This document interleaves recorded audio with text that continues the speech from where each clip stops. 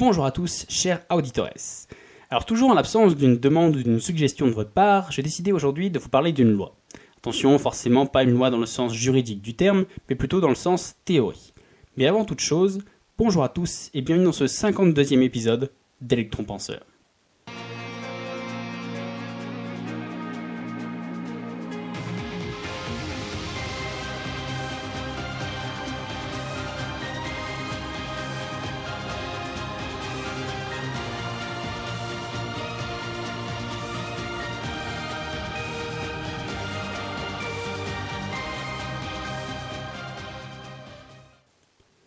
Alors, comme je vous le disais précédemment dans l'annonce, on va parler aujourd'hui d'une loi.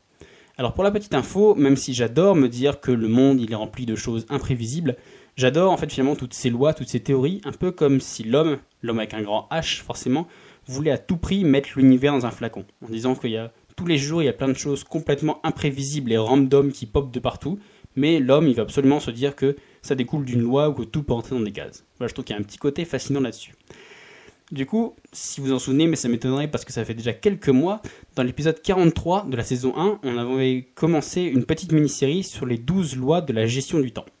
Et d'ailleurs, entre nous, je pensais très sérieusement que tel le Requiem de Mozart, oui, paye ton humilité, elle allait rester à jamais inachevée. Et finalement, après mûre réflexion, je me suis dit que c'est justement en fait cette petite mini-série qui m'avait donné envie du concept de cette deuxième saison. Et donc du coup, c'était donc une injustice pour elle, et voilà, ça faisait un peu tâche de laisser quelque chose d'inachevé au milieu, que de la laisser seulement à l'état d'esquisse, donc juste avec le premier épisode. Mais en même temps, je me dis que je veux pas vous assommer avec les 12 lois d'un coup, surtout à la suite, parce que avec un épisode par semaine, ça fait quand même 3 mois. Donc du coup, j'ai décidé de traiter ces 12 lois, même si du coup, pour le coup, il n'en reste plus que 11, vu que j'avais déjà traité la loi de Murphy. Donc du coup, de traiter en fait les lois qui restent une fois de temps en temps, sans récurrence spécifique, un peu par-ci par-là, des fois peut-être 2 à la suite, ou des fois des mois sans qu'il y en ait une. Les rageux diront que c'est quand j'ai plus d'inspiration ou que mes auditeurs ne me soufflent plus des noms d'épisodes, mais voilà. Donc maintenant que les choses sont claires entre nous, on peut donc commencer.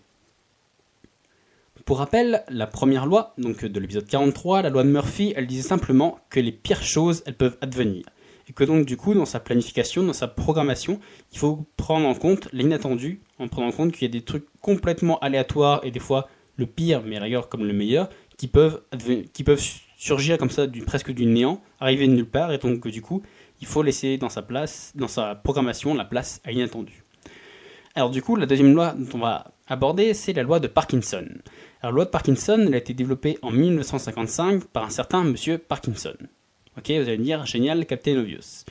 Mais en fait, attention, il s'agit de l'historien Cyril Northcote Parkinson, qui a absolument rien à voir avec le médecin James Parkinson, qui lui a découvert en 1817 une maladie neurologique qui porte son nom, la maladie de Parkinson. Donc voilà, rien que pour faire la séparation de votre tête, ça n'a absolument rien à voir avec la maladie que tout le monde connaît. Et donc finalement, pour entrer dans le vif du sujet, qu'est-ce qu'elle dit celle loi ? En fait, en gros, cette loi, elle fait le parallèle entre le temps de travail pour une tâche et la loi des gaz. Alors là, vous allez me dire, forcément, on est vachement plus avancé. Puis de toute façon, déjà, c'est quoi la loi des gaz ? Et bien en fait, si tout le monde se représente plus ou moins bien un gaz, ou plutôt imagine, vu que la plupart ils sont invisibles, et bien en fait, la loi des gaz, elle dit simplement qu'un gaz, il s'arrange toujours pour occuper au maximum tout l'espace qui lui est attribué. C'est encore un peu flou ? Ok, on va vraiment visualiser ça vraiment simplement. En fait, le gaz, comme finalement tout, mais le gaz spécifiquement, il est composé de milliards de particules de ce même gaz. Si vous avez un nuage d'hélium, et en fait, il est composé de milliards de petites particules d'hélium. Représentons finalement ces petites particules par des individus, pour que ce soit plus représentatif. Imaginez une chambre étudiante, ou plutôt une cellule de Guantanamo, c'est les mêmes dimensions, c'est vous qui voyez, et mettez-y 10 personnes. Alors malgré le fait que la chambre elle soit petite, elle a la capacité de contenir 10 personnes. Oui, c'est du vécu, je vous assure que ça passe. Donc du coup, ces 10 personnes, elles seront serrées, mais elles vont tenir dans cet espace. Elles vont le remplir au maximum. Il y aura peut-être contre les murs, dans la douche ou autre, mais ils vont tenir au maximum dans cette pièce. Du coup, mettons qu'ensuite, d'un coup, on les fasse brusquement sortir ces 10 personnes. Donc par exemple, suite à un incendie. Alors non, ça pour le coup, c'est pas du vécu quand même. Donc du coup, boum, spontanément, elles sortent tous dans une pièce qui est beaucoup plus grande. Disons même 4 fois plus grande. Si ces gens, ils se connaissent pas forcément, et ben du coup, ils risquent de pas rester en petits paquets un peu groupés, ils vont plutôt s'isoler. Chacun, voilà, essayant de reprendre de la place après avoir été écrasé juste avant. Donc du coup, là où 10 personnes, elles tenaient dans 10 mètres carrés, et ben ces 10 personnes, elles tiennent à présent dans une pièce de 40 mètres carrés. Mais toujours en la remplissant autant. Voilà, les gens sont un peu dispersés, et donc du coup, ils sont plus autant groupés que quand ils étaient dans les 10 mètres carrés. Et donc du coup, pour la remplir, la seule chose qui va changer entre les personnes, parce qu'on n'a pas rajouté de personnes, la seule chose qui va changer, c'est la distance entre les personnes. Et en fait, finalement, c'est ça, je disais, la loi des gaz. C'est qu'en gros, de se dire qu'un gaz, il occupera toujours au maximum l'espace qu'on lui laisse. Vous le conditionnez, vous le montez la pression dans une petite bouteille, il sera dedans, il n'y a pas de souci. Mais si vous le mettez dans une pièce plus grande, il va commencer à se diffuser de plus en plus. C'est d'ailleurs pour ça qu'on sent rarement un gaz à l'extérieur. Parce que dehors, l'espace qu'il a occupé, il est immense. C'est-à-dire que les particules, finalement, elles sont trop éparpillées pour que vous puissiez en capter suffisamment pour l'identifier. Si par exemple, je dis n'importe quoi, vous ouvrez une bouteille de gaz dans une pièce fermée, vous allez tout de suite sentir le gaz. Alors que si vous ouvrez une bouteille de gaz au milieu d'un terrain de foot, personne ne va le sentir parce que voilà, ce sera beaucoup trop diffusé. Et comme la loi des gaz, elle va pousser le gaz à essayer d'emplir au maximum toute la place, et ben du coup, en théorie, plus ou moins, c'est tout l'univers maintenant qu'il a à essayer de... Parce qu'à moins qu'il soit limité même s'il est limité par l'atmosphère, ça fait quand même un sacré petit nombre de kilomètres cubes à remplir, voilà. Donc du coup, c'est pour ça, je ne sais pas si vous comprenez bien l'exemple de la loi des gaz. Et bien finalement, en fait, la loi des Parkinson, elle par contre, elle pourrait se définir comme cela, c'est-à-dire une tâche, elle remplira toujours l'intégralité du temps qui lui est accordé, qu'il s'agisse d'un millénaire ou d'une heure. Alors oui, vu comme ça pourrait aussi sembler très flou. Mais on va dire que le meilleur exemple que je peux vous donner, c'est les devoirs. Imaginons le prof qui vous donne un devoir, donc on va dire qui est réalisable en 7 heures à peu près, à faire pendant un mois. Il y a très fort à parier pour que vous ne ferez pas tout le soir même. Après tout, vous avez un mois. Au mieux, je dis vraiment au mieux, vous allez en faire un petit peu tous les jours. Et au pire, c'est-à-dire dans quasiment tous les cas, vous allez le faire surtout les derniers jours. Mais au final, votre devoir, il sera prêt le jour même. Jamais il sera prêt des semaines à l'avance. C'est très rare, ou même à la rigueur, on sent un côté presque culpabilisant, à se dire, mais si je l'ai fini trop vite, c'est que je me suis peut-être trompé ou autre.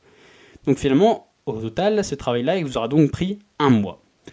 Maintenant, imaginons que votre prof, il soit rentré dans une colère noire parce que vous avez défendu l'idée que Assassin's Creed d'Ubisoft, ça peut avoir une portée pédagogique sur l'histoire, et que du coup, il décide de vous donner ce même travail, mais pour demain. Aucun recours, c'est un travail noté avec 0 éliminatoire. Alors du coup, même si vous allez sûrement pas manger, pas dormir et voir personne, vous allez arriver à rendre le travail pour le lendemain. Pour rappel, il fait à peu près 7 heures, donc voilà, vous allez sacrifier votre sommeil, puis vous allez réussir à le rendre pour le lendemain. C'est le même travail, la même charge, la seule chose qui a changé, c'est la date limite. Et en fait, finalement, c'est ça le principe de la loi de Parkinson. C'est une tâche, elle remplira toujours l'intégralité du temps qui lui est alloué. Et d'ailleurs, cette tâche, elle est en lien direct avec la procrastination. Alors oui, je sais, vu le sujet un peu du podcast, un jour ou l'autre, on en reparlera, mais ne vous inquiétez pas. Donc là, je vous dis tout de suite, petit aparté, vous préparez-vous à entendre beaucoup de fois les mots loi de Parkinson et procrastination dans les minutes qui viennent. Donc la procrastination, elle est littéralement le fait de tout remettre au lendemain, et c'est en fait un effet, une conséquence directe de la loi de Parkinson. Par exemple, si on a 12 heures pour faire un travail de 7 heures, et ben la procrastination, c'est que les 5 heures, on va inventer des choses pour remplir le temps alloué. Donc on va se faire croire plus ou moins d'être débordé, ou on va se dire qu'on a d'autres choses à faire qui sont aussi importantes. Mais en fait, finalement, c'est de la procrastination. Et donc, du coup, finalement, la procrastination est donc directement liée à la loi de Parkinson. C'est d'ailleurs elle qui explique pourquoi le travail de 7 heures, et ben en fait, il sera fait en un mois. Là, vous pouvez vous poser, est-ce que la loi de Parkinson, elle pourrait réussir à vaincre la procrastination ? Et ben non, parce qu'en fait, la loi de Parkinson, c'est le fil rouge de la procrastination. C'est elle qui décide combien de temps nous allons procrastiner, ou pas, si le délai est trop court. Par exemple, voilà, si vous avez un mois, la loi de Parkinson, elle va plus ou moins laisser un peu libre la procrastination sur un mois. Si le temps il est beaucoup trop court, bizarrement là vous procrastinez jamais. Jamais vous commencez à avoir votre esprit qui divague et tout ça. Quand il faut que vous rendiez le travail pour le lendemain, boum, votre esprit il se met en mode hard work et voilà, il avale tout le travail. Donc finalement, on pourrait dire qu'est-ce que la loi de Parkinson, elle peut nous apprendre d'un point de vue concret. Eh bien en fait, elle peut nous apprendre que si le temps alloué il est supérieur au temps de réalisation, par exemple si on vous laisse un mois pour un travail qui faisait 7 heures, tout le vide il sera rempli par la procrastination. Pendant tout le reste du temps, pour reprendre l'exemple de tout à l'heure, par exemple, voilà, si vous avez vos 12 heures pour faire le travail alors qu'il n'en fait que 7, pendant 5 heures, votre cerveau il va essayer de s'occuper, il va se faire croire lui-même qu'il est débordé, ou alors il va remettre à plus tard en disant ouais non c'est bon j'ai le temps, jusqu'au moment où sur votre délai de 12 heures il ne restera plus que 7, et là hop, ça va être la panique là-haut, et donc du coup il va se mettre à vraiment tout avaler, et finalement la loi de Parkinson c'est encore une fois exécutée puisque vous allez bien faire le travail en 12 heures, même si en théorie il en durait que 7. Mais finalement en fait il y a pire que de se dire que la procrastination et la loi de Parkinson, elles luttent contre nous pour nous rendre moins productifs. Parce que le pire qu'il peut y avoir, c'est qu'il n'y ait pas de date butoir. Parce que pour rappel, la loi de Parkinson, en fait, elle se définit en disant que une tâche, elle va remplir toute la durée qui lui est impartie. Mais s'il n'y a pas de durée impartie, s'il n'y a pas de date butoir, la loi de Parkinson, elle ne peut pas vraiment s'appliquer. Pour vous donner une image, imaginez un peu que la loi de Parkinson, c'est un peu comme un enclos qui encadre le mouton qui est la procrastination. Mettez-vous vraiment ça dans la tête, dites-vous que la procrastination c'est un mouton. Tout ce qu'il veut faire c'est manger et aller où il veut. Voilà, en gros, mettez-vous vraiment cette idée dans la tête, ça va vraiment vous aider. Donc du coup, c'est-à-dire que la loi de Parkinson, elle peut absolument pas gérer l'activité du mouton dans l'enclos, mais elle peut juste s'arranger pour pas qu'il aille plus loin. Si voilà, vous avez une date butoir vraiment très près, c'est comme si c'était un tout petit enclos, et donc du coup votre mouton, vous êtes sûr que il va pas n'importe où, il va juste là où vous voulez aller. Mais donc du coup, en fait, vous imaginez ce qui se passerait s'il n'y avait pas d'enclos, s'il n'y avait pas de loi de Parkinson, du coup, rien, absolument plus rien n'empêche le mouton d'aller où bon lui semble, et donc, dans l'application concrète, rien n'empêche la procrastination de s'étendre à l'infini. Donc du coup, pourquoi tant de projets y restent inachevés ? Parce qu'on n'a pas de date limite. Par exemple, on l'a tous eu, construire une cabane, monter sa boîte, organiser un tour du monde. C'est un peu des rêves qu'on a, mais on n'a pas de date butoir. On ne se dit pas, avant le 25 décembre de cette année-là, boum, il faudra que j'ai tout organisé. Donc du coup on se dit ah ouais tiens c'est un truc que j'aimerais faire ou autre, et boum, là c'est fini en fait. Ce que vous venez de faire c'est vous avez juste laissé le mouton procrastination aller où il voulait, mais vous n'avez pas mis d'enclos, donc tant que vous n'avez pas mis d'enclos, vous n'arriverez jamais finalement à atteindre vos objectifs. Et donc du coup finalement la loi de Parkinson elle s'applique pas, parce qu'elle peut pas canaliser la procrastination. Et donc du coup c'est ce qui fait que finalement la procrastination elle repousse vos projets à jamais finalement. Donc après ce petit exposé, donc voici venue l'heure de la conclusion. Qu'est-ce qu'on peut retenir de tout ça ? Je dirais deux choses. La première, c'est qu'une tâche, comme on l'a dit, elle remplira toujours le temps qui lui est alloué.